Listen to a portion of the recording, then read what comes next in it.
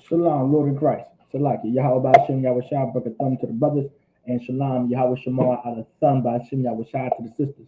Where the Israelite School, Universal Practical Knowledge, started at the 1 West, 125th Street, Harlem, New York, under command of General Yohana. All right, we're not affiliated with any other Israelite group nor any other Christian organization.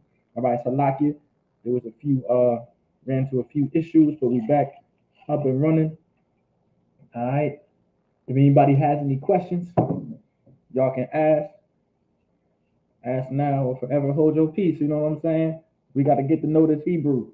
All right, this Hebrew is something important, very, very, very important. You do not want to take knowing the Hebrew lightly. All right, I seen the alphabet is already on the board, so let's get into it. So that's your I. That's your I in the Assyrian. All right, that's your I in the ancient. You got your Ba. You got your Ba in the Syrian. All right, you got your Ba in the ancient. You got your Ga. You got your Ga in the Syrian.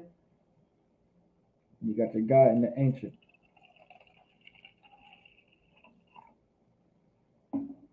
You got your Da. You got your Da in the Assyrian. Then you got your Da in the ancient. We're gonna run through the alphabet real quick because I know y'all know the alphabet, so we can get into some actual class. Put this phone on the charger before it dies. All right. If you guys have any questions, please ask. Don't forget to sign in and check in. Name, city, and state. All right. You got your Ha. You got your Ha in the Assyrian. You got your Ha in the ancient. All right. You got your Wa. You got your Wa in the Syrian, then you got your Wa in the ancient. You got your Za. You got your Za in the Syrian, and you got your Za in the ancient.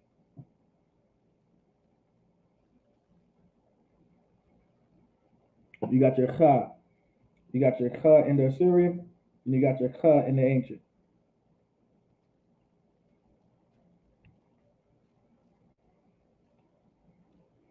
You got your Ta. You got your Ta in the Syrian, and you got your Ta in the ancient.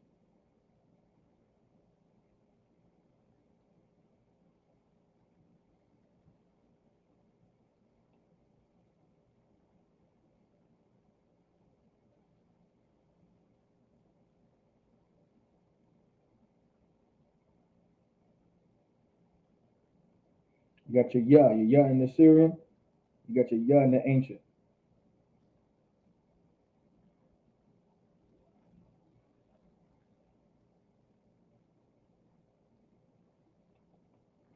You got your Ka. You got your Ka in the Syrian, you got your Ka in the ancient.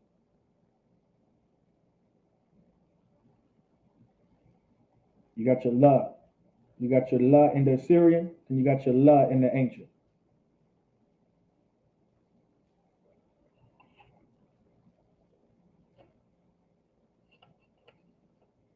You got your Ma. You have your Ma in the Syrian, then you have your Ma in the ancient.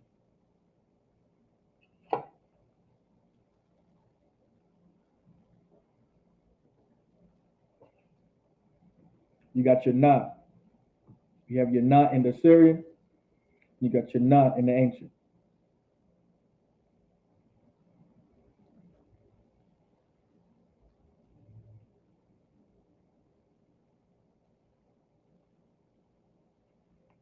You got your Sa. You got your Sa in the Syrian, you got your Sa in the ancient.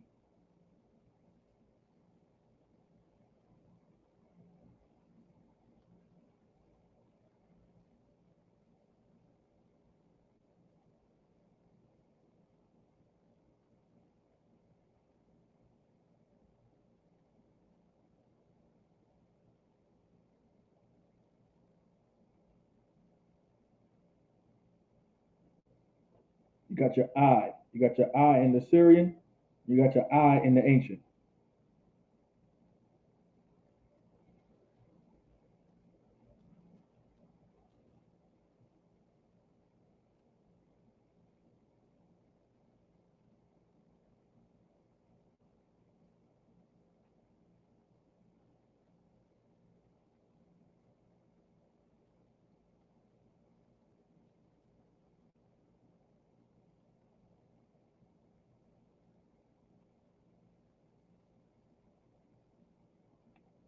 You got your pa. You got your pa in the Syrian.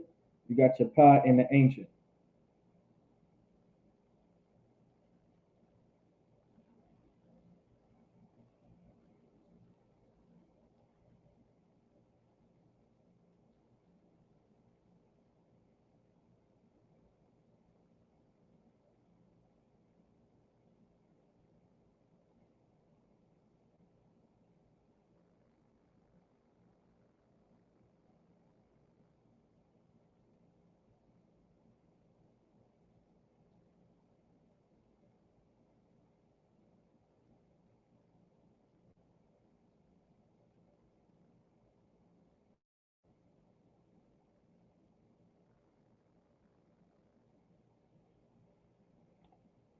You got your tazah.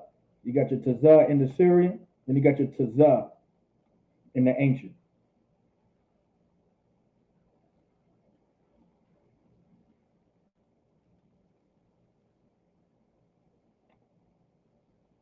You got your qua. You got your qua in the Syrian.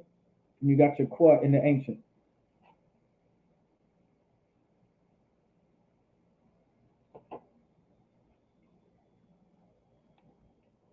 You got your ra. You have your ra in the Syrian. And you have your ra in the ancient.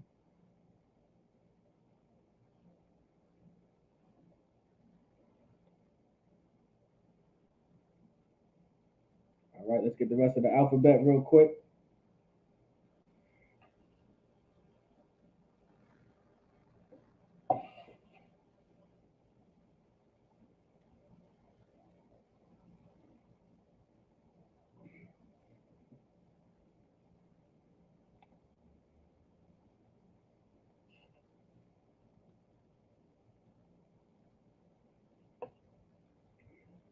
You got your sha. You got your sha in the Syrian. You got your sha in the ancient. You got your tha. You got your tha in the Syrian. And you got your tha in the ancient.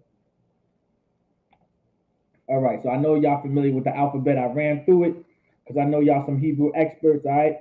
And so we're going to get into the real deal, all right?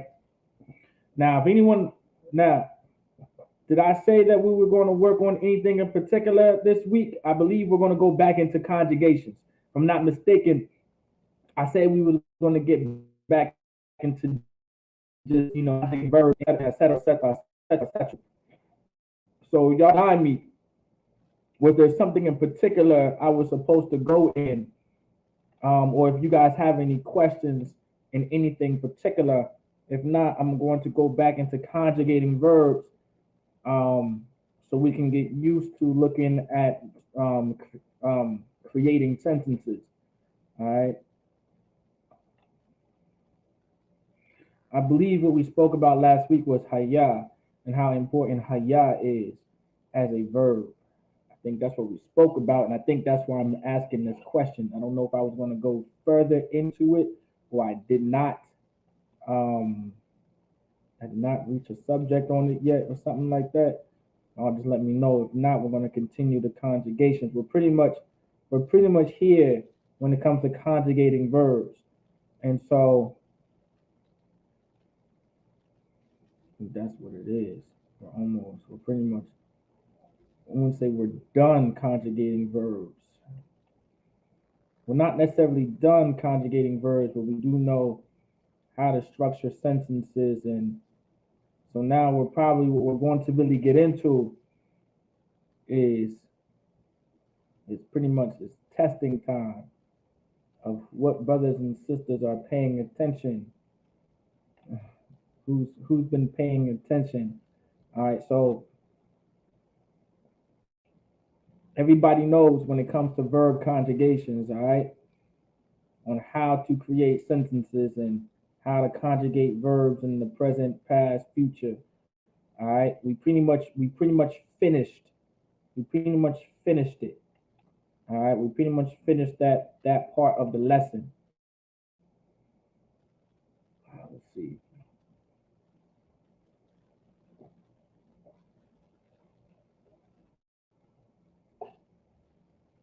Con, we pretty much finished. Ham and Han, they're the same in certain ones.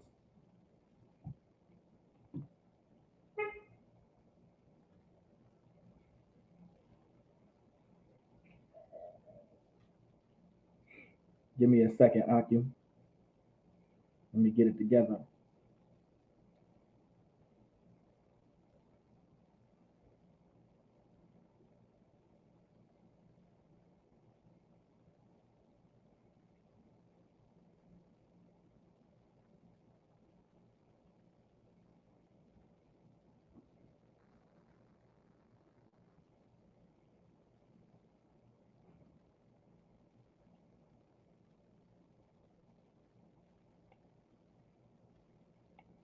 One second, Akim.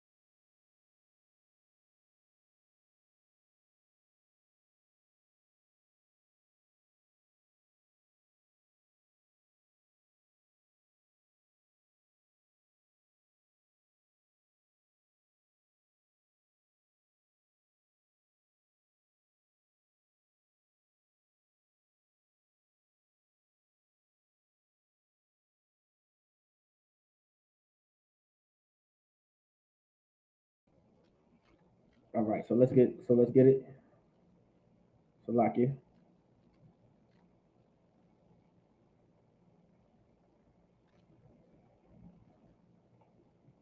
So we worked on haya. So pretty much we do know about verb conjugations, how important it is to conjugate verbs and things like that. All right. And so what we're really going to do is we're going to get some practice when it comes to creating sentences. All right. And so I want you guys to put your thinking caps on. All right, because what we're going to do, all right, is we're going to focus on creating sentences and being able to break certain things down and form things and to be able to create them very well. All right. So we're gonna get to it, I believe. We're gonna be right here with it. Right, we're gonna get right here with it.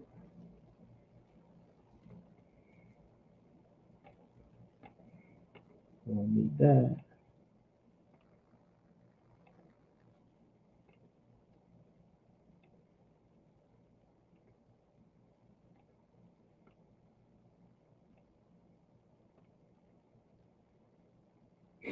All right, so what we're gonna do is I'm gonna put a sentence in English.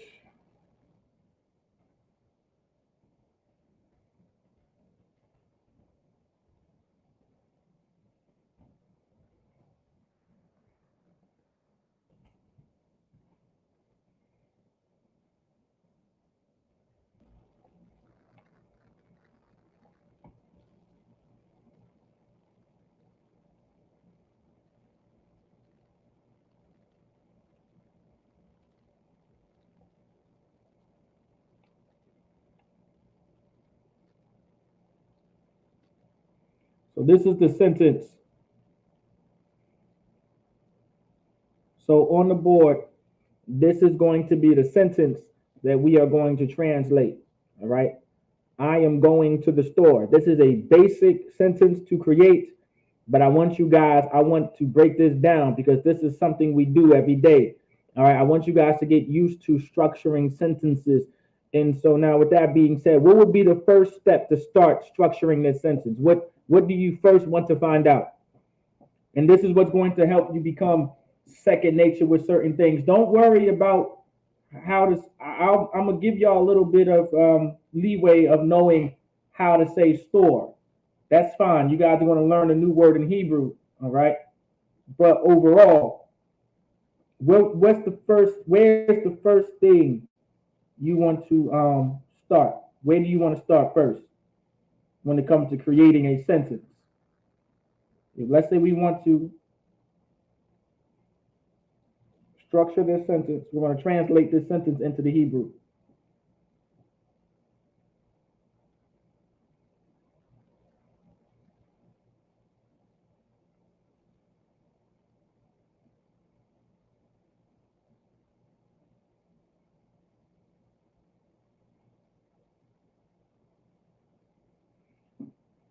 Well, not okay. So now that's a good question, Chubakazaki.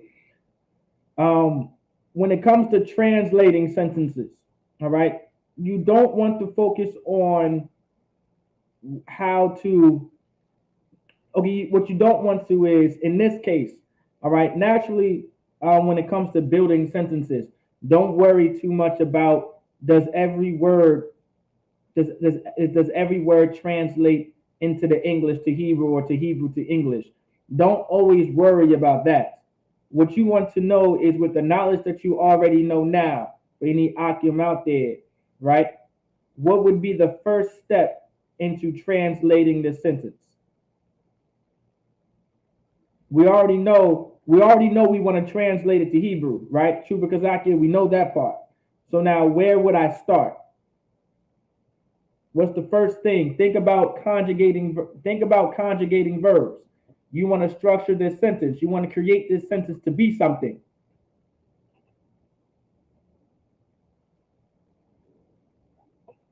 So where would we start? Give y'all some time.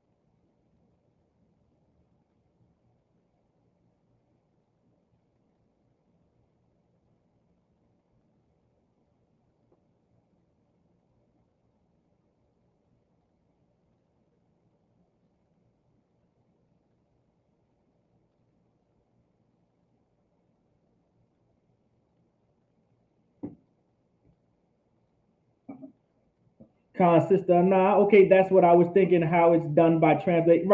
Don't always think about translating every word.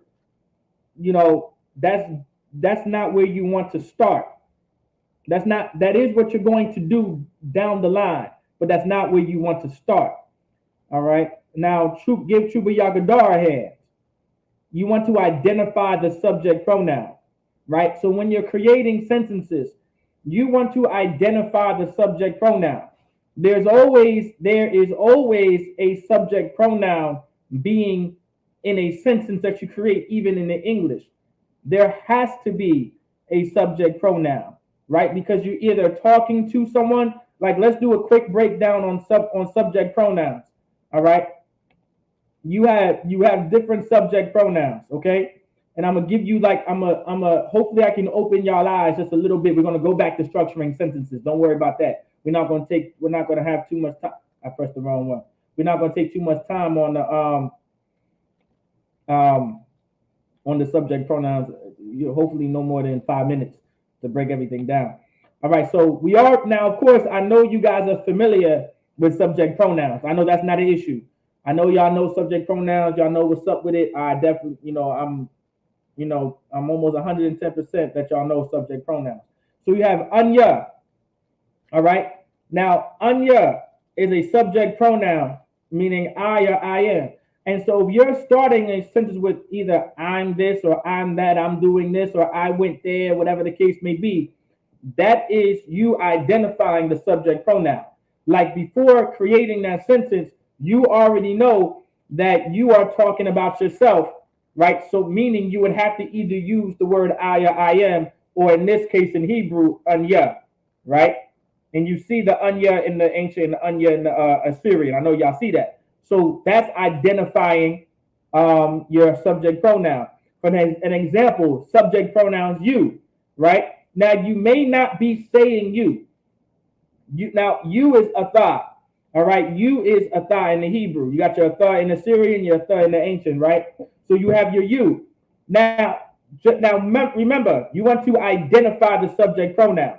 Now, you're not always going to be talking, you may not be saying you, right? You may not have to say you in the sentence you create, but you are talking to a you. Is everybody tracking? If I'm talking to you, let's say I'm talking to Chupa Kazakia, I'm talking to you. I'm talking to Chupa Yagadar, meaning I'm talking to you individually. You. I'm talking to you.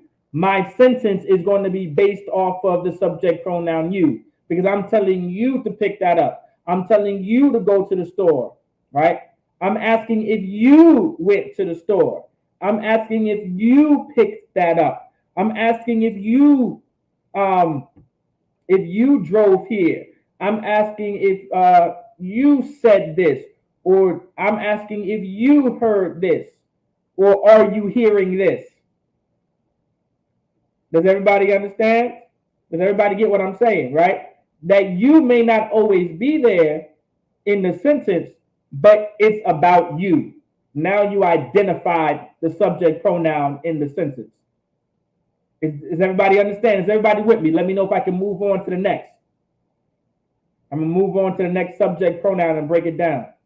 Is everybody? This is what you're gonna have. This is what you have to think about. Like right now, I'm talking to all of you guys, right? I'm talking to all of y'all. So let's say because I'm talking to all of y'all, right? Well, we have a. Hold on. We have something for that, right? We have a subject pronoun for you all, meaning a thumb. All right. Now, let's say I was only talking to a group of sisters. Let's say if I was only talking to a group of sisters only, then of course I would use a thumb.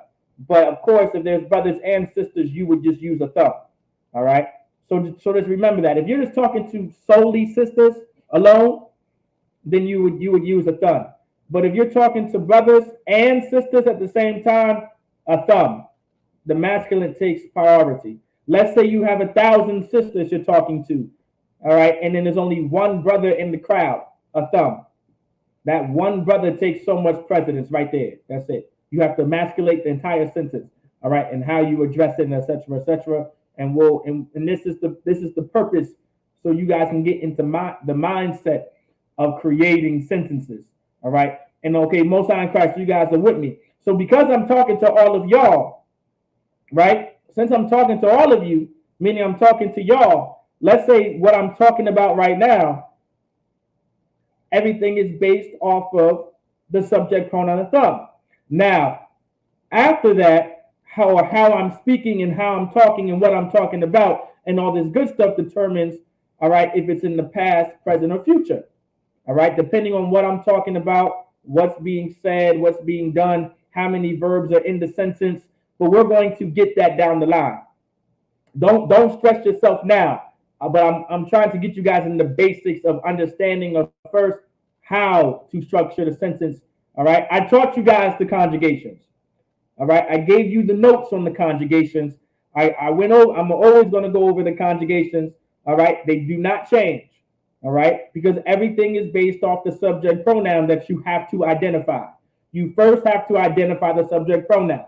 Now, I'm giving you guys a practical example of how to identify subject pronouns. Remember, this is the Israelite School of Universal Practical Knowledge. So I'm giving you a practical example of how to identify a subject pronoun now. All right, all right. You guys get it? Huh? This is a school. This is where you learn. All right. So now I'm giving you the practical way to identify. I'm throwing you in a real life situation. Now I'm trying to get you guys better at understanding Hebrew on a greater level of, okay, if I hear this brother talking this, now I know this now. Or now I can start formulating things on my own and all this good stuff. You guys get what I'm saying? I know y'all with me. All right, so I'm gonna go ahead. So now let's backtrack. I know I want you guys to definitely understand the you. All right, I know you guys understand that. Same thing with he. Let's say you're talking about a he, or you want to know about a he. All right, but let's say we're talking about a he, like, oh, he did this, he did that. All right, he did this, he did that. You want to make sure you're conjugating that properly. You want to identify who you're talking to. Now, in this case, if I'm talking to you about a he, that's a whole different structure sentence. I would say, oh, I'm talking to you, right? But let's say I'm talking to you about a he. You still want to conjugate that sentence based off of he, depending on how it's being said, right? Let's say I'm talking to Trooper Yargadar. I'm saying, yeah, Trooper Kazakia did this, or Trooper Kazakia said that. All right. Actually, that's a perfect example. It's a perfect example. Let's say I'm talking to Trooper Yagadar, and I'm saying, hey, Trooper Kazakia said this, Trooper Kazakia said that, Trooper Kazakia saying he needs this, he needs that, so whatever the case may be. I would have to conjugate that sentence based off of Trooper Kazakia on who he is. Trooper Kazakia is the he. I might not be saying hara, all right, but to teach you guys, subject pronouns are also interchangeable with names. All right, names can be put in place for your subject pronoun, but your subject pronoun is still implied through the sentence, right? If I say, hey, Trooper Kazakia said this, I'm saying Trooper Kazakia said it, but Trooper Kazakia is a he, and so I conjugate my sentence based off of he, and I base off my verb based off of the subject pronoun, and here we go. Did everybody understand what I just said just then? Y'all let me know so I can continue going forward. Is everybody tracking? Of course, you guys are going to see it. But I just want to make sure you guys are tracking what I'm putting down.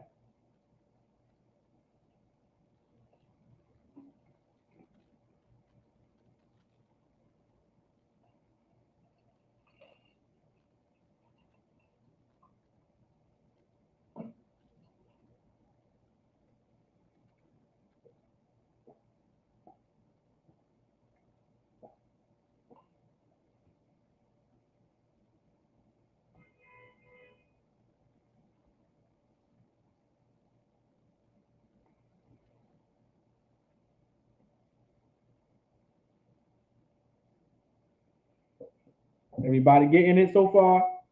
Let's get it. Now, same thing with haya, right?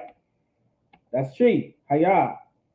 Now, you don't have to use the verb haya, right? But let's say we got Sister Anna in class, right? Sister Anna is a she. So if I say, hey, Anna needs this, Anna needs that, or Anna said this, Anna said that, whatever, she can take place, her name can take place of that pronoun within the sentence, which is the subject pronoun. Her name herself, her name itself can take over the position of the subject pronoun, but it's still based off of she. So you have to formulate the sentence based off of she, because Sister Anna is a she. All right, genders matter back here.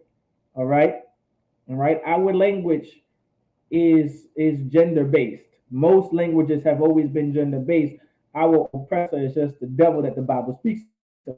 All right, but is everybody tracking down? Is everybody tracking? Let's say This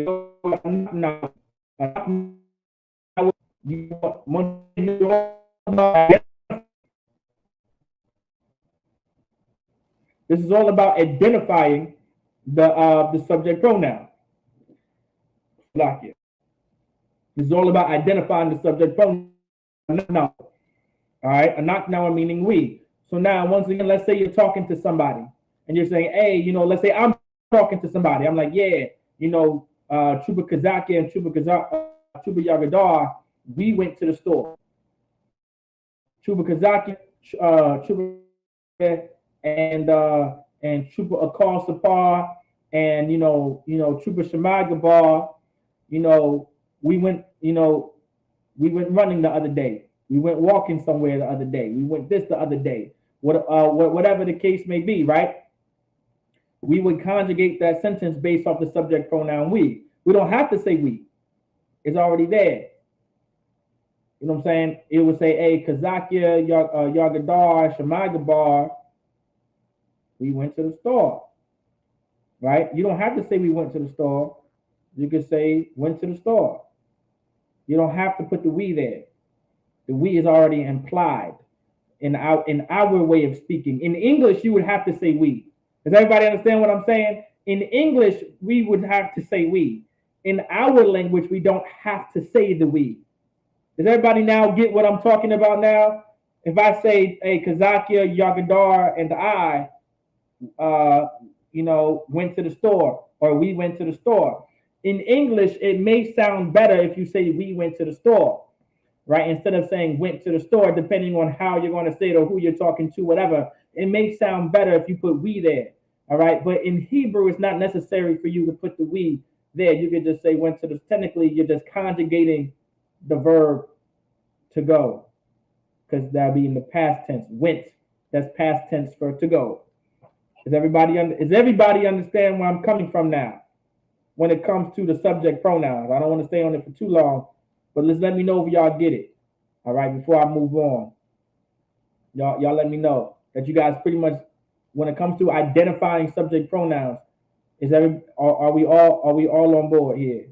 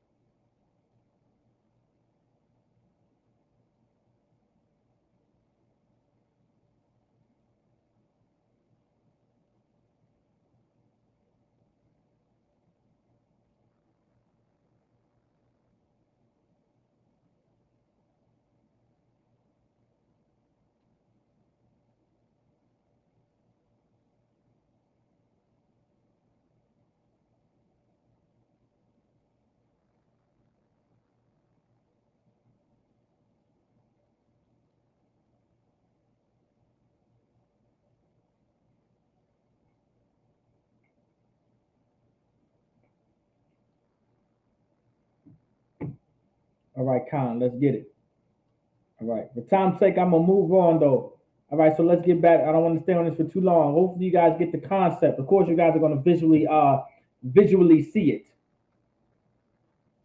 All right. So let's get back to it. So now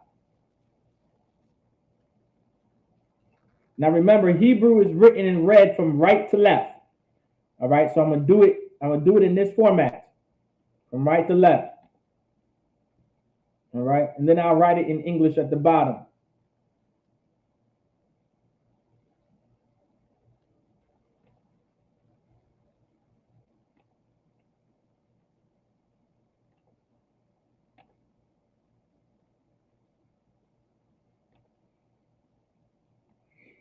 All right. So you got your I am.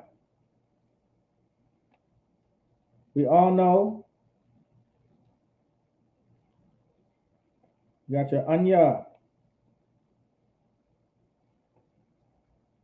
Your anya.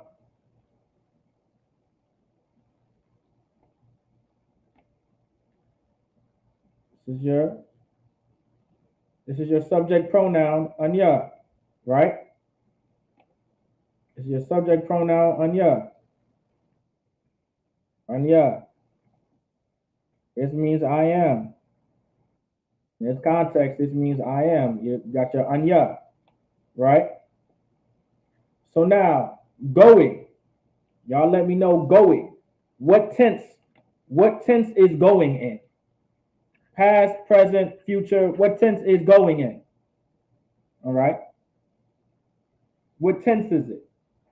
We know the subject pronoun. Now we have to figure out what tense is going in. What tense are we in? Past, present, future?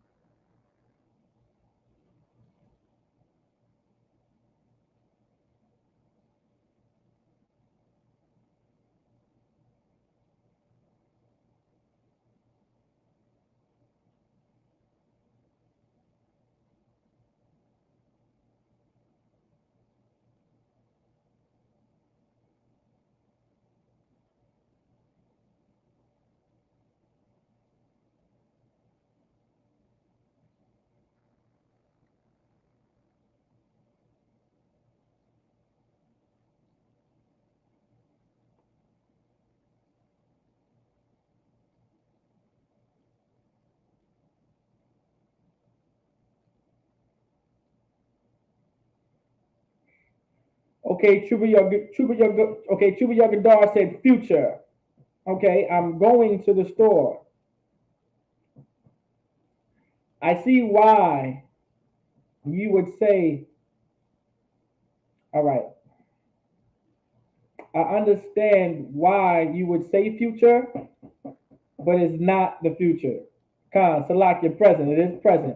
Now, how would you say that same sentence in English though, and so you can make it into the future?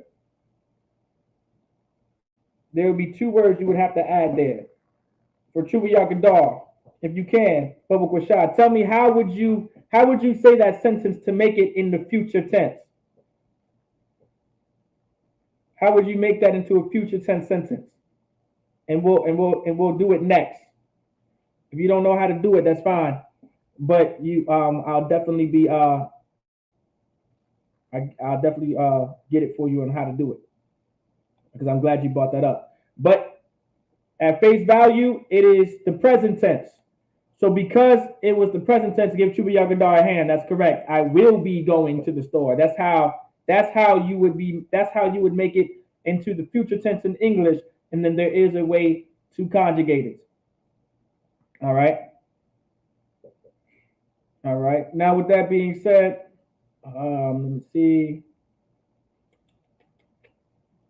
All right. So now, based on that, because we know going is now in the present tense, what is the verb for to go? What verb do we use to go?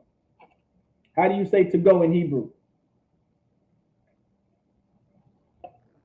Anybody remember? Before I pull it up, how do we say to go in Hebrew?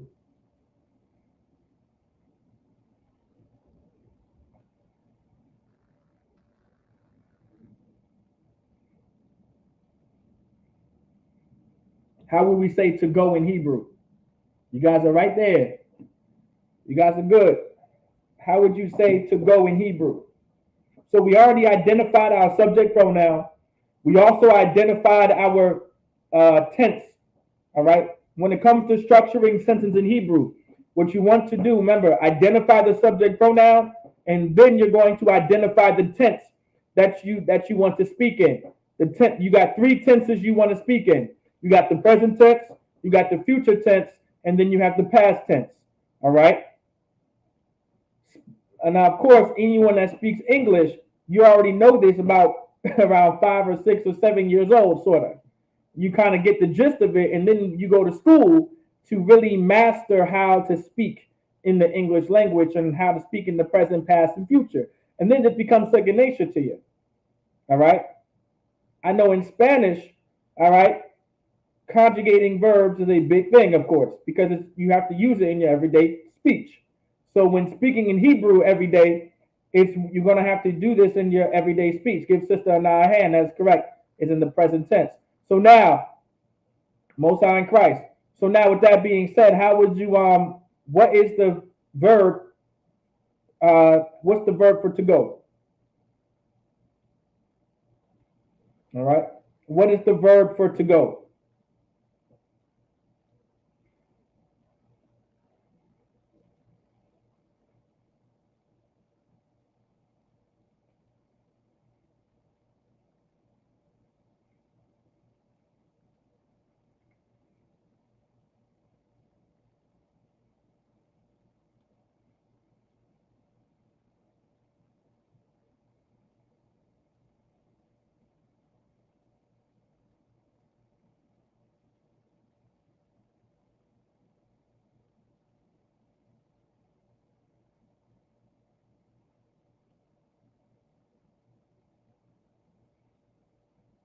Anybody want to give it a shot before I go?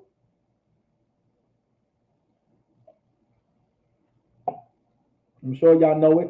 I know y'all probably at your slaveries and stuff, so don't sweat it.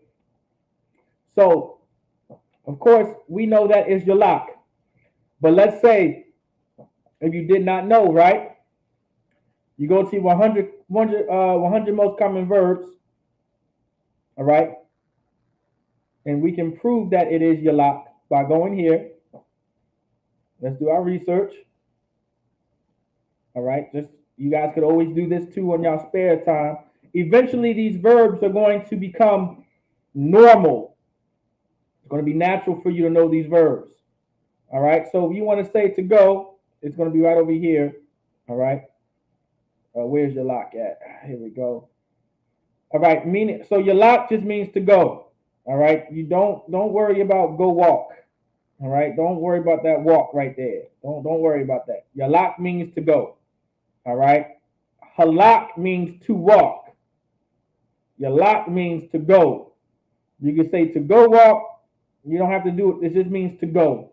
All right. So to simplify it for you. So if you want to talk about walking, you would use halak. All right. If we were talking about strictly walking, we would use halak. But if we're talking about going somewhere, yalak. All right, yalak. And it is not a coincidence that they end with lock. It is not in a coincidence that we end with lock. There's a reason why, because you can shorten yalak and halak as just lock to say to go somewhere. That's where that comes from. All right. You can just say lock sometimes. But in this case, we're gonna write it out. So you got your anya meaning I am. So now you got your ya in the Hebrew right here. Your yalak. We're gonna get it for us. All right, yalak. Your ya. All right. Well, Salakia, before I go ahead and do that. Now, because we know it's in the present tense, we have to conjugate it, right? So how do you conjugate the verb yalak? What would you have to do? How do we conjugate the verb yalak based off of your subject pronoun anya? All right, in the present tense.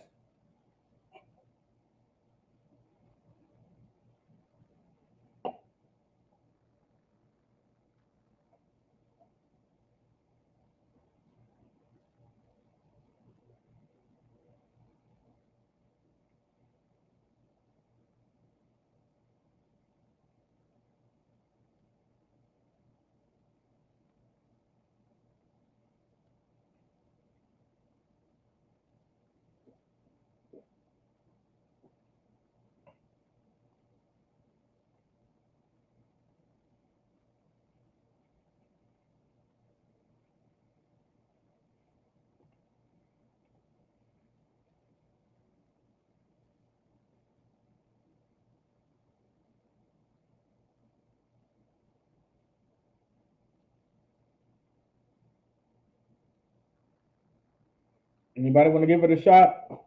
For time's sake, you put a wa. You put a wa between the first and second letter.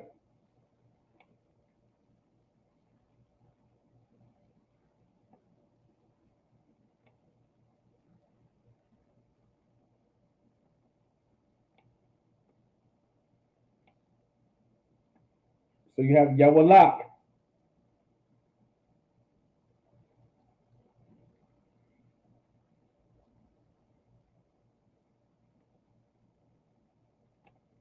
And this means going.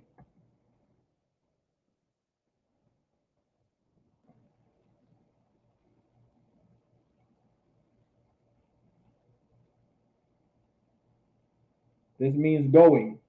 So now, so far we have Anya Yawalak. Give Chuba Yagadar a hand.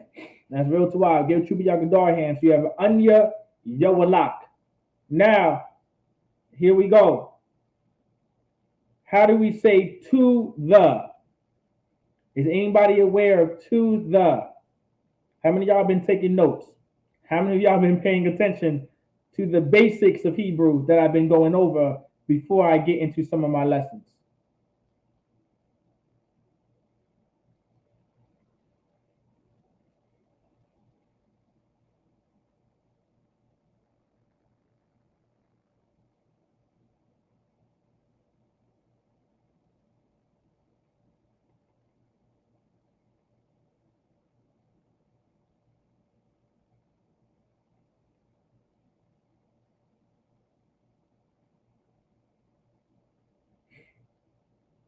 Give Chuba Yagadar a hand. Give Chuba Laha. La is your to, your ha is your the. Let's get it. We're going to put it at the bottom though, because we're not going to have enough room. So you have your la. I can make that bigger though. So you got your la.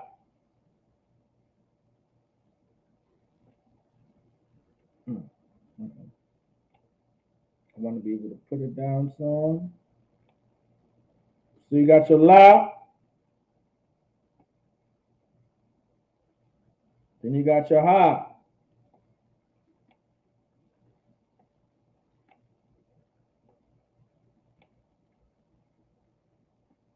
You got your la. You got laha.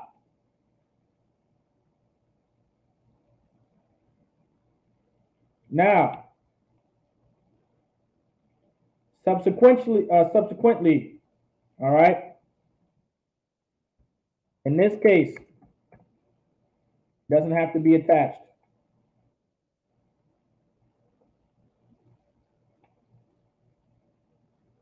Wait,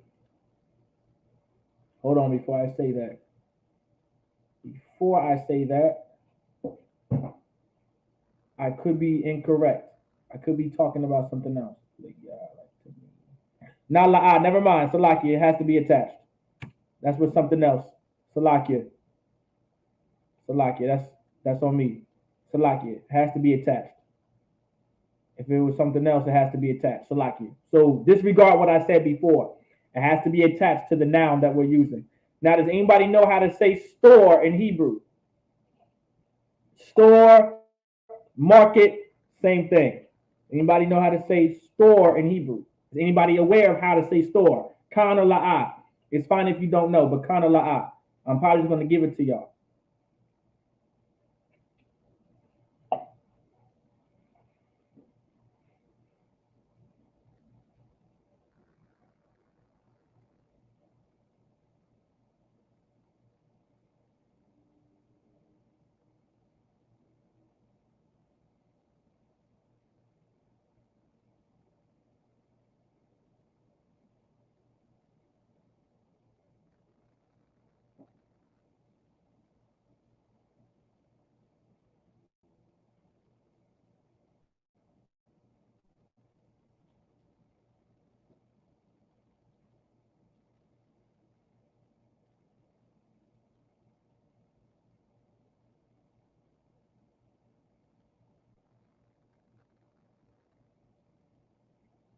Okay, Sister Na is looking at her notes.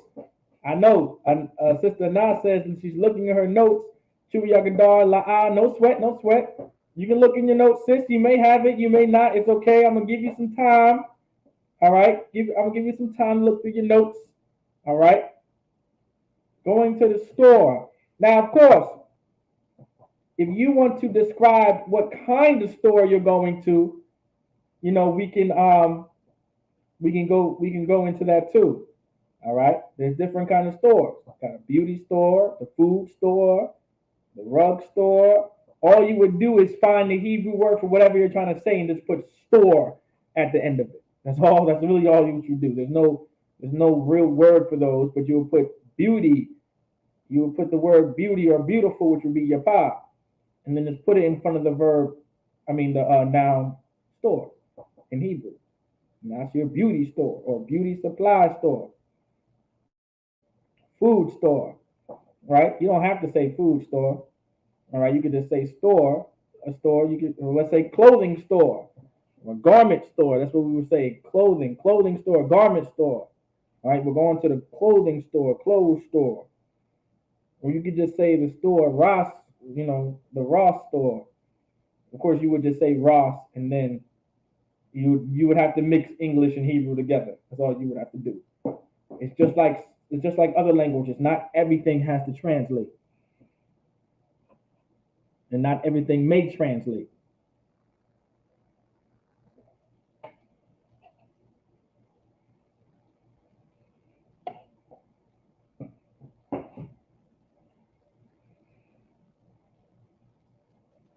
While the sister is doing that, it's no sweat. We're running. I want to get at least to one more sentence, but I'm sure the sister had it in her notes. I'm sure. I know the sister comes diligently to class. Rakata Yahweh Yahweh Shai. You got Laha Ma I Ma I Rob.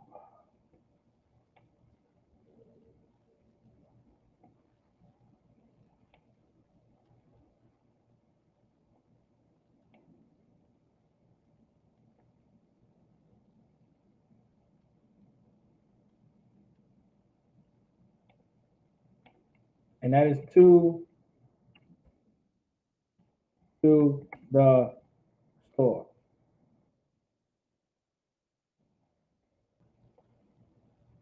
Right there. That's to the store.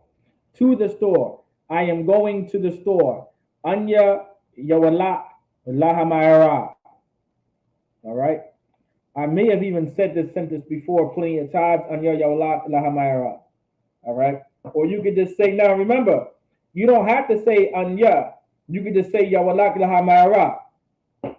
All right. You could just say Yawalak Lahamayara. You don't got to say nothing else but that. If someone asks you, hey, what are you doing? You're going to say Yawalak Lahamayara. I'm going to the store. Oh, where you going? Yawalak Lahamayara. Or Anya Yawalak Lahamayara. You guys get what I'm saying? Now, me speaking it, you're probably like, holy crap, this Negro sounds like he's from the Middle East. That's because we are. We're from Israel. We are Israelites. Our language comes from the East. All right. We are from Israel. That whole Middle East is damn near Israel anyway. Them heathens need to get the hell out of there. That's literally damn near our land. Like Iraq, Afghanistan, all that area, Pakistan, all that area over there, that is Israel. That's our land. That Israeli state that's over there, that's not even like a quarter of the land that the Lord gave us. It's not even a quarter of it out. It's definitely not even half. All right. It's not even a quarter of it. All right. That's a small, real small portion of it. All right. That in damn near Asia, damn near all of Asia Minor was damn near Israel. That was all of our land. All right. The majority of that was our land. That was the land of the Israelites. And so, of course, if someone was like, "Hey, yo, you going?" You're like, "Hey, yo, where you going?" You could say, "Yawalak la Mayra," or "Anya Yawalak la Hamayra." All right. Anya Yawalak Lahamayarab. Anya Yawalak Lahamayarab. That's all you would have to say. Anya Yawalak Lahamayarab. All right. It's supposed to sound, it is going to sound a little Middle Eastern. It's going to sound a little Middle Eastern. It's going to sound like you're speaking Arabic. It's going to sound like that. It's just what it is. All right. Yawalak Lahamayarab. Yawalak. I get it. That ka at the end. Yes. This is a Aramaic language. Right? So it's going to sound Aramaic. It's going to sound like you're speaking a Middle Eastern language, and that's simply because Hebrew is one of the oldest languages on the earth, and it comes from that area. So if someone's asking you, hey, yo, where you going? You're going to say, Yawalak Lahai Ma'arab, or you can say, Anya Yawalak Lahai Ma'arab. You're still saying, I'm going to the store in Hebrew, Yawalak Lahai Ma'arab. All right? Now, the way you want to speak it, too, to get more fluent, all right, you want to be able to give certain pauses, like Yawalak Lahai Ma'arab. Take your time with it.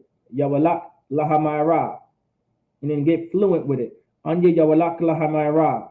Anya Yawalak Lahamayra. Take your time with it.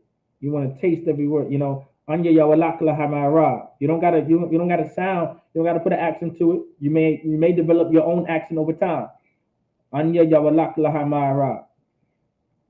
All right, everybody get it? All right, we're gonna clear.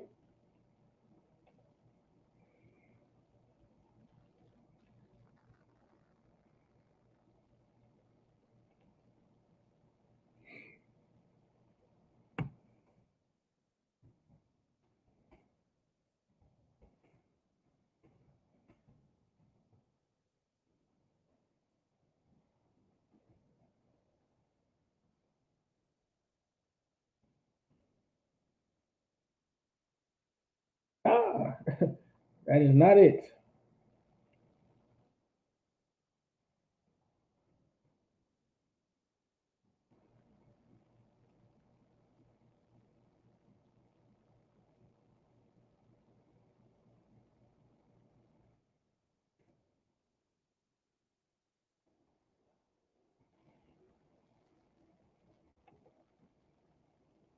There we go.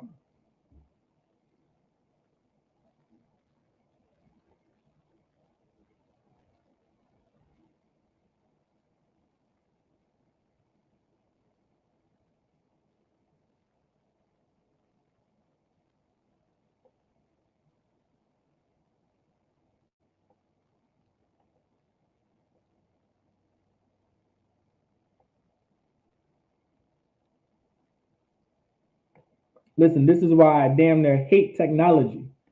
All right. Us as a people, we've been using technology for so long and texting for so long. You would think that you're spelling a word wrong, but you're really spelling it correctly the entire time. You're spelling it correctly the entire time. I hate it. I hate it. It's like your mind gets accustomed to your phones just automatically correcting you or doing it for you to the point where you forget how. It's not that you forget how to spell, because we come from the generation where we learned how to spell from scratch. You understand? And so sometimes because of texting, you will text something and you're like, hey, am I spelling that right? But because your phone will, you know, auto correct you, or it will just do it for you, over time, you just say whatever. And so when you actually have to one day manually spell out a word, you're like, am I spelling this right? And you probably are. All right, you probably are spelling it right. But now the reason why I also bring that up on a sidebar, this generation that's coming after us is going to have an even bigger issue with that. All right. So my advice to brothers and sisters out there with children that are young, you may want to be aware of the much technology that they use.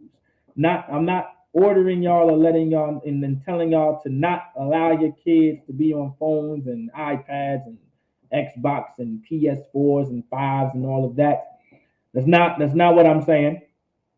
All right, but what I'm saying is, when it comes to There's nothing wrong. I was having this conversation before. My sister, she's a school teacher, and I was explaining to her, and she agreed. It's okay to do the things that have been done before you, and it's sometimes it's probably necessary for you to do so. Sometimes you need old school. Sometimes old school is needed. All right, old school is needed. Now, I'm not saying old school where you're abusing your children and beating them with extension cords and wire hangers, or taking a bath first before you get a whooping. I'm not talking about that old school. We can leave that in the old. We can leave that. We can leave that in the past. All right, that's just abuse. All right, that's just straight up abuse. All right, we lived it. May y'all understand that if you are in the ISUPK, you are not allowed, all right, to beat your kids with extension cords and wire hangers and make them take a bath first and beat the living hell out of them. Just letting you know that is abuse. All right, but of course, if you come from that generation, you guys, I'm from that generation. We are very aware of those old school whoopings that can stay. But what I mean by old school is, make your children write certain things down purposely. Take the phone out of their hand and make them actually write things out. Make them spell things out, and don't allow them to get too accustomed to technology. That can be very dangerous. All right, that can be very dangerous. Now, that is just an outlook. There's a little bit of advice. All right, of course, you can take what you want with it and finesse it, because you guys know your children better than I do, of course. But I know with my children, I make sure they have more old school than new school. I don't take the electronics from or nothing like that, but I make sure they're not abusing technology and in certain things like that. Like, for instance, I remember back in the day, I know y'all remember this, we were never allowed to use calculators. I'm gonna get back into the lesson. We were never allowed to use calculators, right? Until you were like in 7th or 8th grade, you had to do everything in your goddamn head, or you had to write everything down, which would become eventually something you would be able to do in your head. Like, I grew up in the era where, and I went to schools as well, that they made you do algebra in your head to a certain extent. Like, you had to be able to do expressions. You had to be able to solve expressions and solve equations in your head. You know what I'm saying? You would have to do that. That's the school that I went to. I had a teacher. Her name was Miss Goodell. She was a science teacher and a math teacher. And she made all of us do algebra in our heads and write it on paper. You were not using a calculator in her class. Now, I'm not sure if she was legally allowed to do that, but she did it. All right. I'm sure we were allowed to use that calculator. She just made us not do it because she was old school.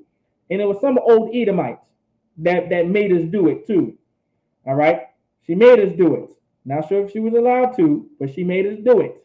And she kept on emphasizing. She was like, the reason why I'm telling you that, that you can't use a calculator, because it's not like you're going to have a calculator in your pocket one day. Now, of course, she did not foresee the future, of course, of what technology has come to. But yes, you have a calculator technically in your pocket.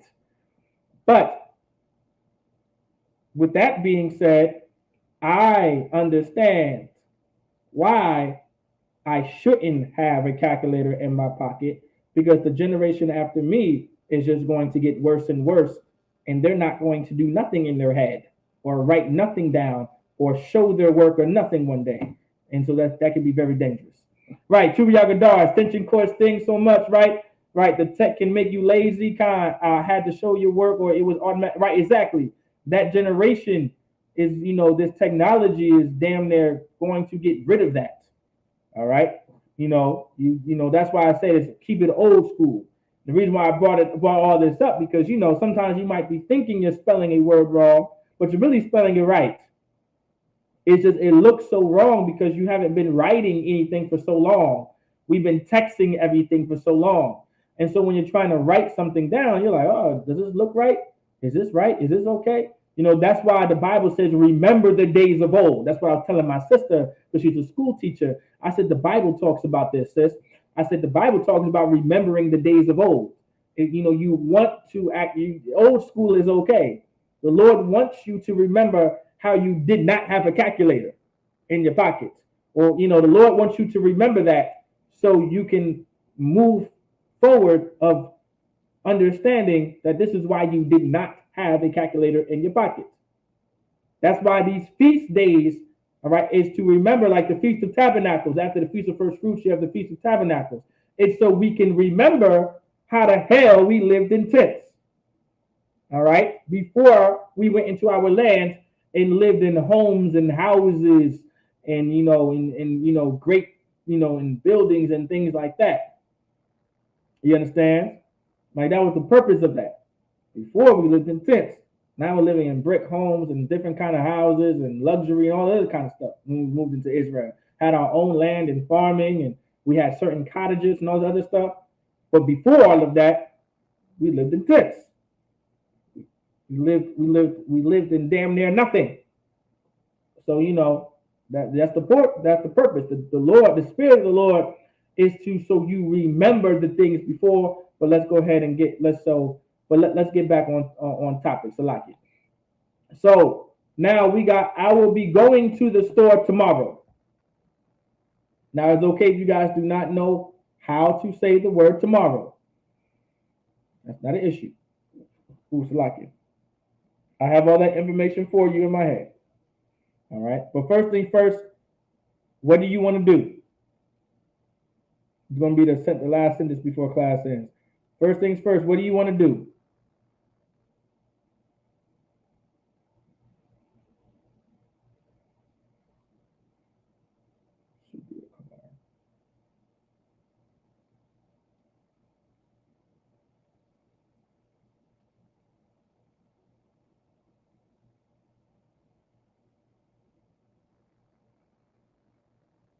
And instead of saying,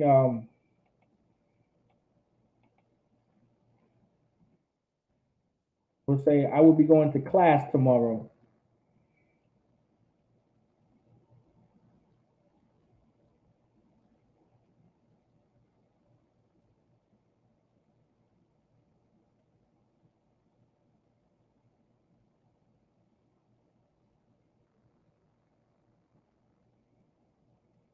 Let's see who got my answer. What's the first thing would you start with? The first thing you start with is identify your subject pronoun. Give it to Yagadar hands. Now, well, you know what? We already did I.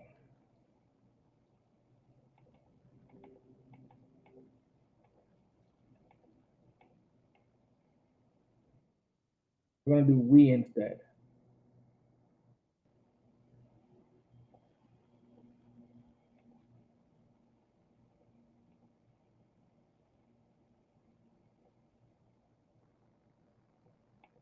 Does anybody remember how to conjugate we? Give Sister Anna a hand.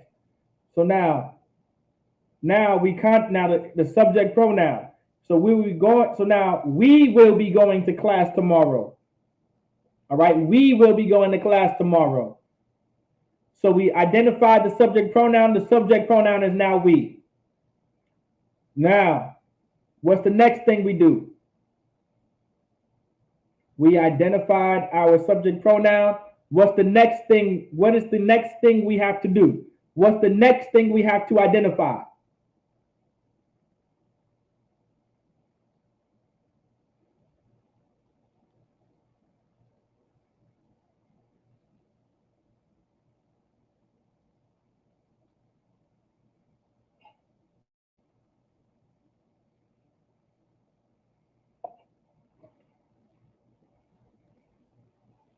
What's the next thing we have to identify?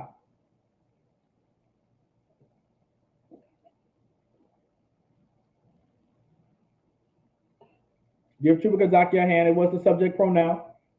Now, after we're done conjugating, that's not conjugating. So now after we're done identifying the subject pronoun, all right, which is we, what's the next thing we have to identify? The tense. And what tense are we in? Based off the sentence, what tense are we in? We're in the future tense, right? So,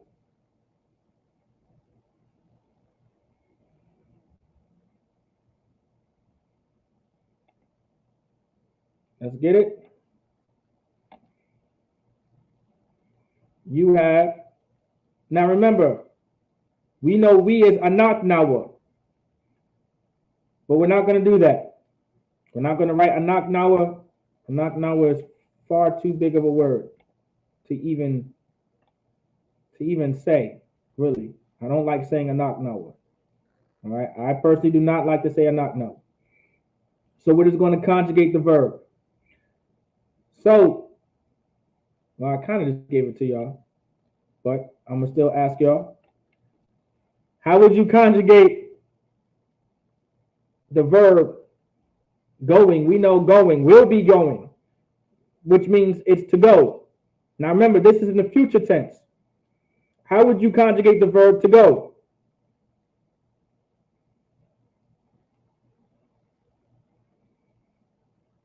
In the future tense, what would you do? Based off the subject pronoun anak nawa, how would you conjugate the verb to go? What would you do? Does anybody remember? I don't want to steal anybody's thunder yet. If y'all don't know, to say la'ah. If not, y'all give it a shot.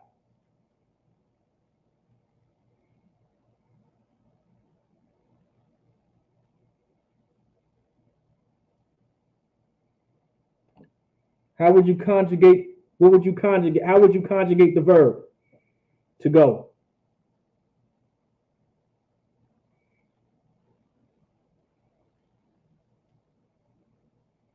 I don't want to steal y'all thunder yet. We're going to go a little bit over the time so we can get this done. So I can teach y'all two new words. Two new words. Y'all let me know. La'ah, if you don't know, y'all just let me know.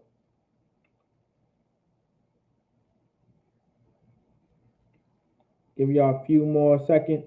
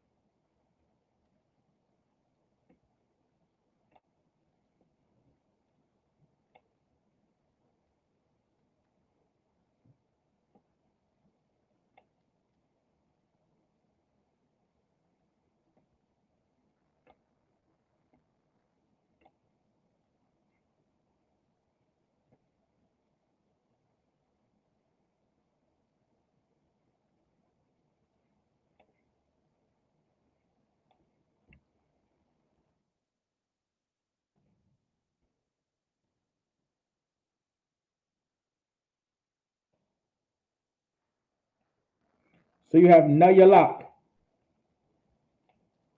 La'ah, driving, don't want to. Okay, no sweat, no set. La'ah, no sweat, no sweat. So you put a na. All right, you put a na in front of the verb yalak. So you have na yalak. Na. So to conjugate the verb yalak, which means to go, based off of your subject pronoun anak nawa, which is we, you put a na in front of the verb. A na in front of the verb, so it becomes na yalak. Na yalak. So na yalak. So no matter what verb you use, nayala. Right, exactly. Them notes be crucial on Fridays. I'm trying to tell y'all, take y'all notes. Take them notes. When I go over these verb conjugations, I was trying to tell y'all, take them notes. All right, them emails. I thought I sent some emails. I think some brothers had some troubles with it. All right. If I ever call y'all brothers, remind me that I may not have sent the goddamn emails out and let me do it ASAP. So like I got thousands of things to do out. So those emails may get back put on the back burner by accident, Akia. Bubble Rashad. All right. If you are in the school, if you are a trooper, I pray that y'all understand that I got so much that I have to do. Y'all just have to remind me, hey, Salakia, Adawan, I need them notes. I need them cheat sheets to study. Please, I will send it. I will. Just remind me. All right, just remind me.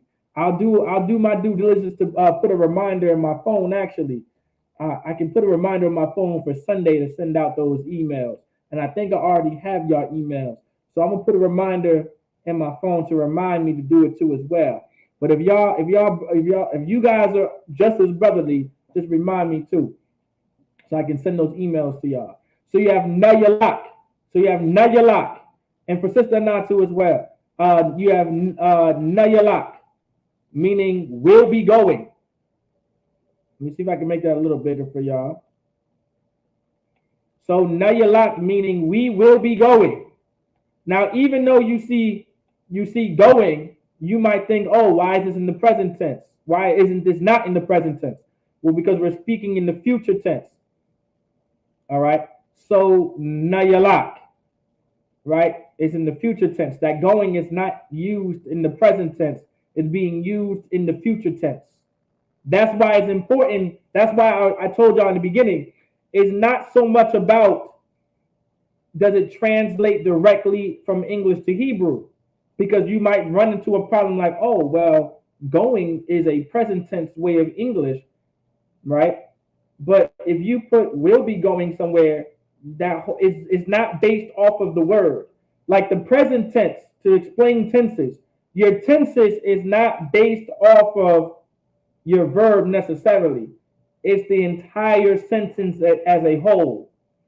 All right. Like you will have a verb in English that's written in the present tense, but it's being used in the future tense. You understand? Like you're going to run into that in English. So you want to think about these things too as well, and don't overcomplicate it sometimes. All right, you want to, and how to not overcomplicate it. Just think that you're conjugating the sentence and you're translating the tense and not the sentence. Does that make sense? It's like you're translating the sentence, not I mean the tense.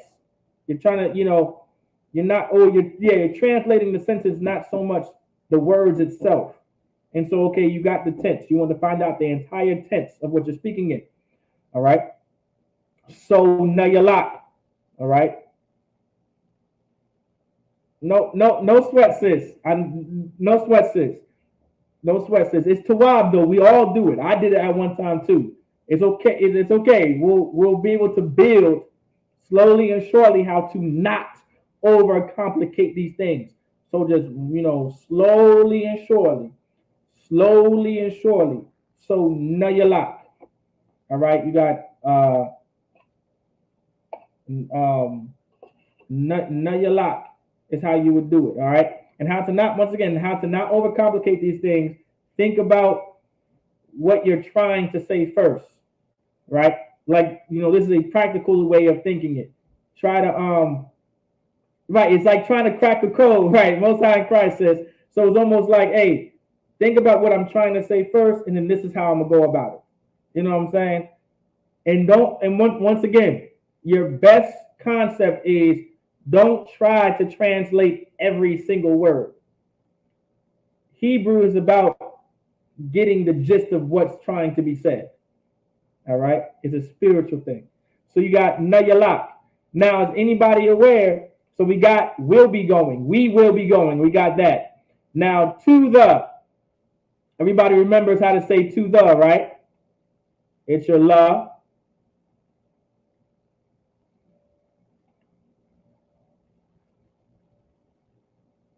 You got your la. You got your ha. To the.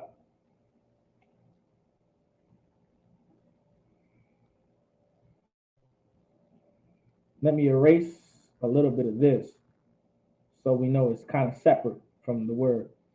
So you got la, you got your ha.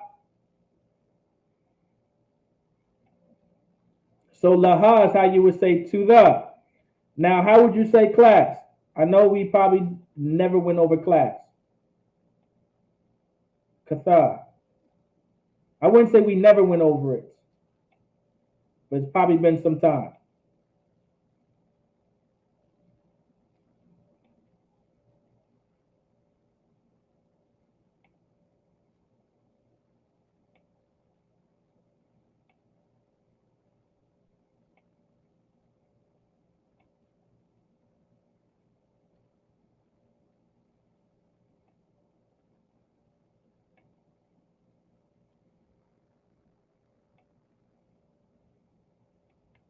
So this is to the class.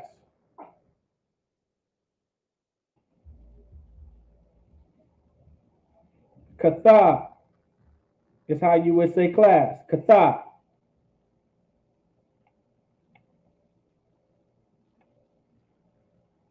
So you got nayalak, lahakata. So nayalak, lahakata.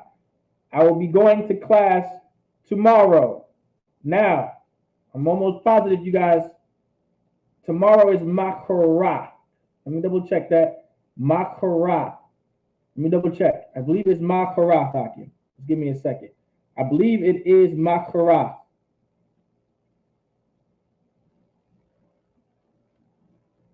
I just want to double check to make sure. Oh, goddamn. It's makara. I was right. Ma.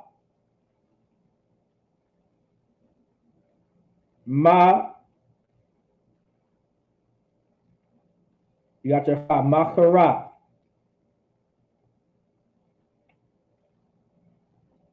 You got your cha.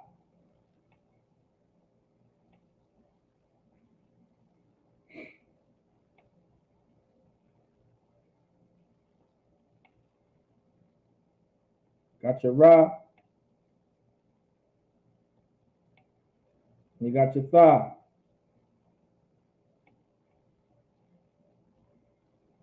Makara.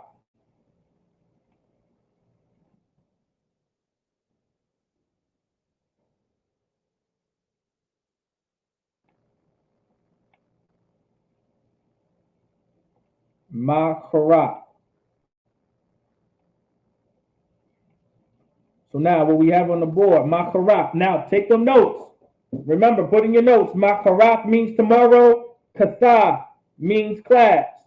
So we will be going to class tomorrow. Nayalak la karak. Slakia. Nayalak la katha makarak.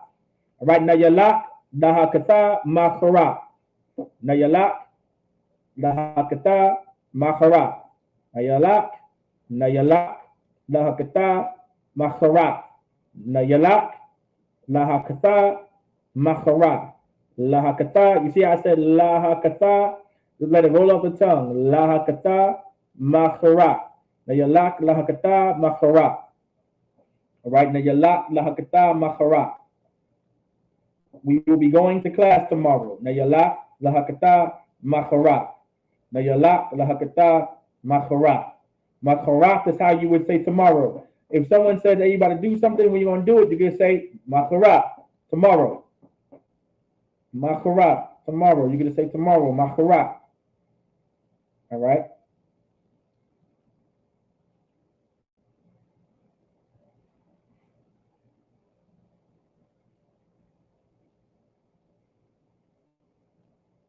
Right? So, Nayalak, Lahakata, Makara. Remember, Kata is class. Kata is how you would say class. Kata is class in Hebrew. Lahakata, Makara. Mayalak, Lahakata, Makara. Nayalak, Lahakata, Makara. All right? So just let it roll off the tongue. Now remember, you don't now, of course, well, no, I'm not going to say that. Now, me personally, actually, I will say that. So let's say I'm speaking to y'all. I may not say nayalak. I may say nalak. I'll take out the ya and I'll just say nalak lahakata makara. The reason why lak means to go. Lak also means to go somewhere. It comes from yalak. It's just shortened for it's slang within slang. Like lock is slang. It's shorthand. Instead of writing out yalak, I would just say lock. All right, so nalak. Instead of saying nayalak, I would just say nalak. So nalak lahakatama karak to make it. Me personally, that's how I would like to say it because it rolls off the tongue easily. So nalak lahakatama karak. That's how I would say it. All right, nalak lahakata makarak. You don't have to now. Of course, teaching purposes, it's nayalak. Grammatically correct. Still nayalak lahakata makarak. Lak, if I say nalak lahakata makarak, it's just slang. That lak is slang for yalak. It's shorthand. All right. But it is nayalak lahakata makarak. I just like to say nalak lahakata makarak. It's just easier for me. It's slang is supposed to make it easy. But of course, I'm gonna teach y'all the proper way to say it first. I'm just throwing that gem out there just in case if you hear me say lock, don't go like lock. What the hell is lock? Lock is short for your lock. All right. But with that, Akyun. All right. Everybody to wild. Everybody understand? Everybody get it? Kana la'a.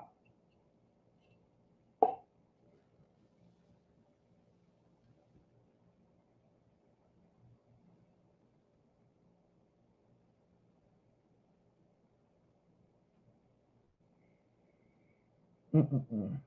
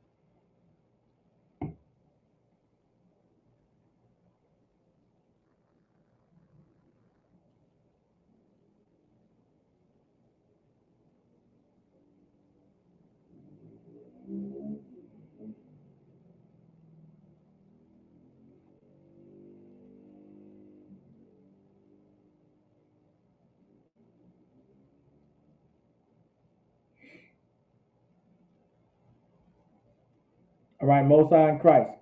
All right, good. So with that being said, Shalom Israel, with the Israelite School Universal Practical Knowledge started on 1 West 125th Street, Harlem, New York, under commanding General Yohana. So Shalom, Yahweh Ba'Shem Yahushua, Brakathum to the brothers, and Shalom, Yahweh Shamar Alathan, Ba'Shem Yahushua to the sisters.